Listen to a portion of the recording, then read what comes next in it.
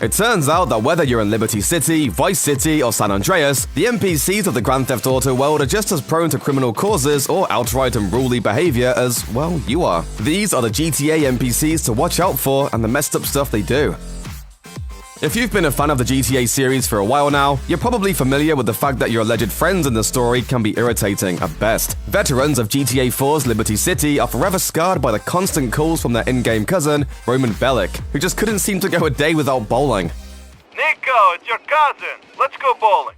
In the same vein, Rockstar deemed it necessary that even without a needy cousin, players' phones should be blowing up near constantly. The function of phones in GTA 5 is pretty cool, but players actually feel compelled to throw the thing out of a helicopter more often than not. Why? Simeon won't stop calling. This new, less charming Roman Bellic is always asking the player to repossess cars he sold to people who couldn't afford them in the first place. Sure, taking his call on a couple vehicles results in significant payout, but is it worth the hassle of constantly denying his calls when you're trying to do something else in-game? Maybe not. How exactly do we feel about this dirty dude?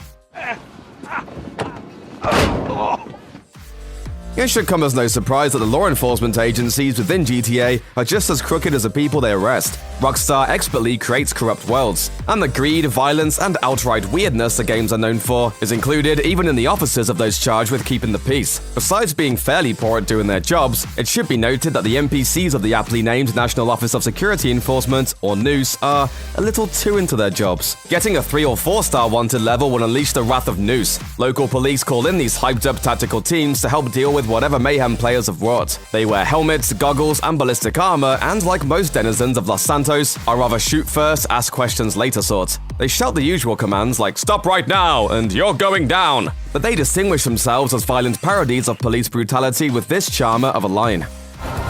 Killing makes my hard!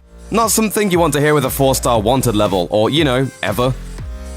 We have to give Rockstar credit for making the AI in GTA pretty smart. Even unimportant bystanders can drive, call the cops, cower in fear, and yell out some choice expletives when angered. When they don't have something directly in front of them, like a player or a crime scene to react to, do they live their own complicated lives in private? Not really, as it turns out. San Andreas Community Cam, a kind of art installation livestream project created by artist Brent Watanabe, followed NPCs around the map 24/7, getting a never-before-seen perspective on their coded lives. With hundreds of hours of content, the project has observed NPCs going about their business, with brief interludes of random running or walking directly into walls. Watanabe had previously gained notoriety by launching the San Andreas Streaming Deer Cam, a kind of surreal journey that followed a modded deer around the map. It turns out that a single deer can get into trouble too. This fine woodland fellow, quote, wandered around a moonlit beach, caused a traffic jam on a major freeway, got caught in a gangland gun battle, and was chased by the police, according to Watanabe. Looks like we've got a new criminal rival to look out for, kiddies.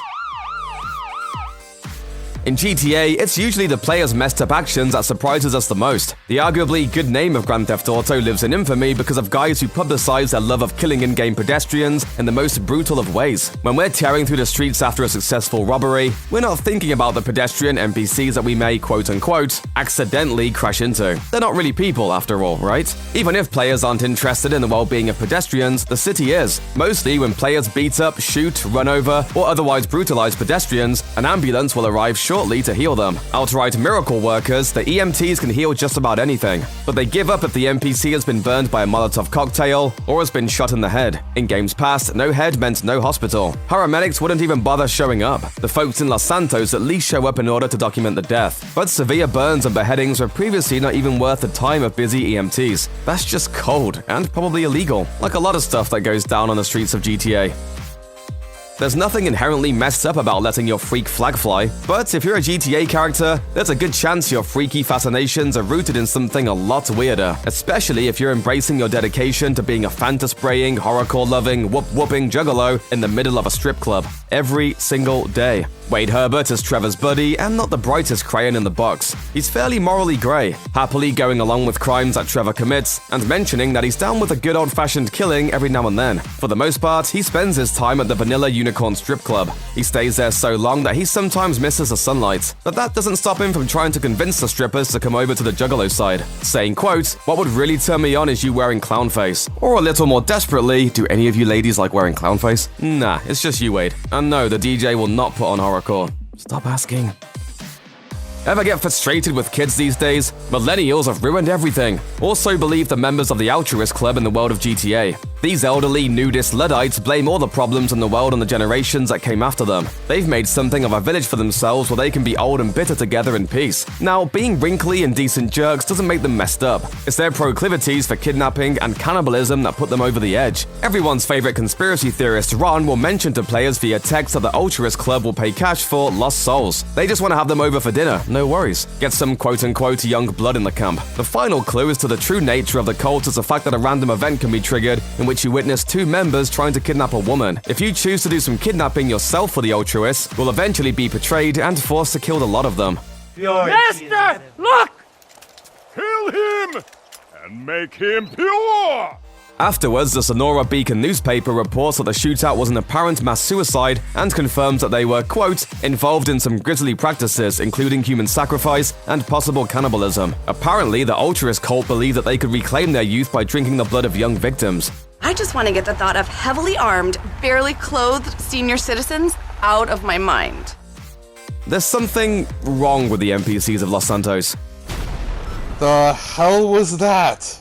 No, they're not craving flesh and rising from the dead. The alleged phenomenon that players have been experiencing is less The Walking Dead and more The Happening. One player was sitting in their car, completely still, when an NPC-driven car suddenly veered off the road into them. Another was cruising down the highway when a car decided to do a quick U-turn. This has gone from strange to kind of funny to outright frustrating. Players are losing money because of this glitch in the system. If you're driving an exotic car to buyers in the import-export expansion, it doesn't help when NPCs make illegal turns and crash into the formerly spotless vehicle. Some players theorize that this is a purposeful choice by Rockstar, in order to scare players fearful of losing in-game money into buying in-game cash with real-life cash via shark cards. Others say that this is just a natural result of a city filled with drug running.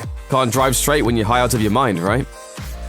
The fun part about GTA Online is getting up to no good, but that comes at a price. In the story mode of GTA 5, committing a minor crime like drunk driving, flipping off an officer, or mauling a pedestrian will result in a 1-star wanted level. This sends the police after the player, determined to arrest you. Get 1 star in GTA Online, however, and you'll be met with a less forgiving, more bloodthirsty police force of the shoot first, ask questions later variety. They will shoot to kill on sight. Even if you give up peacefully, you'll still get wasted by the cops. As a whole, people in the world of GTA are by default hostile. Everyone from pedestrians to soldiers seems to have an impressive vocabulary when it comes to insults especially. Accidentally staring for too long at certain NPCs like security guards will lead them to getting angry. Random civilians will call the cops if you creep around for too long too. People in Los Santos are rightfully paranoid, living in a city with regular car chases, explosions, and constant petty crime.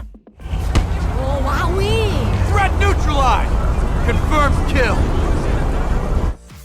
This NPC is literally messed up, as in developers legitimately messed up and inadvertently created an urban legend in San Andreas. No, you're not going crazy, as it just so happens this guy appears in the strangest of places. The unknown guy, as he's come to be called, is not your average pedestrian. There's something off about him.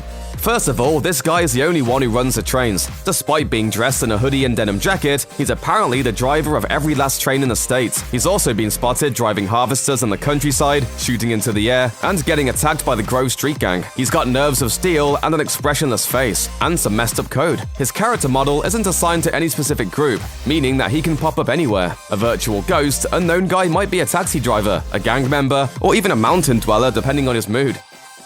I thought you was a squatch. A what? A Sasquatch. Man, you believe in that bull? The legendary beast known as the Sasquatch is an important part of Los Santos' history, apparently. The seal of the city features an image of Bigfoot himself, and legend has it you can spot the creature on Mount Chiliad. Turns out you actually can, which makes for a fun Easter egg. Just don't be fooled by the fact that there's a crazed man in a costume. It's perfectly normal to admit to being aroused role-playing dressed as a fantastical beast. Believe it or not, that isn't the messed up part of the story. In GTA 5, there are a few ways to spot Bigfoot hiding out on the mountain, and another way to become the creature. Eating the right golden peyote plant under the proper conditions will transform players into Sasquatch himself. We know it's really just all a part of an elaborate drug trip, but it's totally not cool to attack such a rare creature as Bigfoot. Don't you remember that one bit from Red Dead Redemption? You do not want that kind of blood on your hands. My family is gone. My kind is gone. Check out one of our newest videos right here. Plus, even more SVG videos about your favorite stuff are coming soon. Subscribe to our YouTube channel and hit the bell so you don't miss a single one.